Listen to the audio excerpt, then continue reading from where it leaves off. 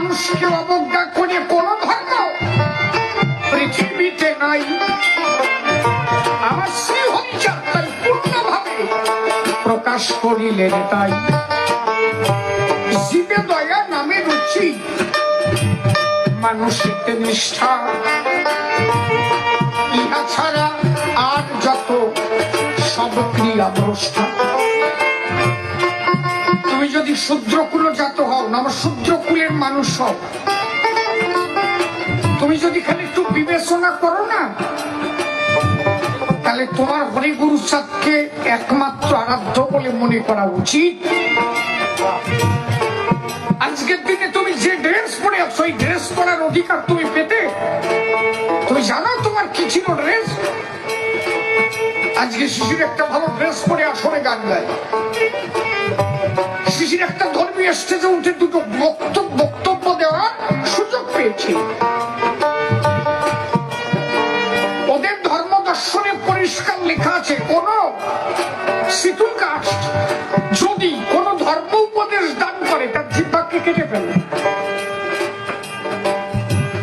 হিন্দিতে একটা বই বেরিয়েছে, আপনারা দেখবেন, বইটার নাম কি জানো?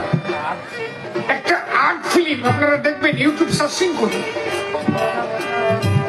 একটা নমশূদ্র জাতক, শিটুল কাস্টের একটা ছেলে ওম নমঃ শিবায় উচ্চারণ করেছে, তার জিহ্বাটাকে কেটে দেওয়া হয়েছে। কারণ এই যে ওম শব্দ আমরা উচ্চারণ করতে কোনোদিন পারবো না, এই যে উচ্চারণ করলে জিহ্বা কেটে ফেলানো হবে।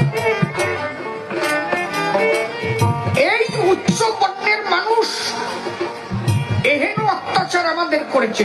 এখন কই যেই মানুষ শিক্ষিত হয়েছে, এখন ফোনে ফোনে ওম শব্দ উচ্চারণ হয়, এখন আর তো জিহ্বে কাটা লাগে না।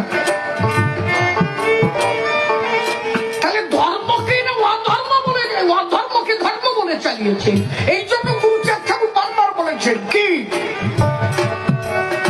মূল ভাবে অনন্ত অসীমকে যদি আগে দেখিবারে চাস, ধর্ম নয় আগে শিক্ষা চলে আস। কেন? প্রকৃত শিক্ষিত হলে তখন তুই নিজে বুঝতে পারবি কোনটা সঠিক আর কোনটা বেঠিক।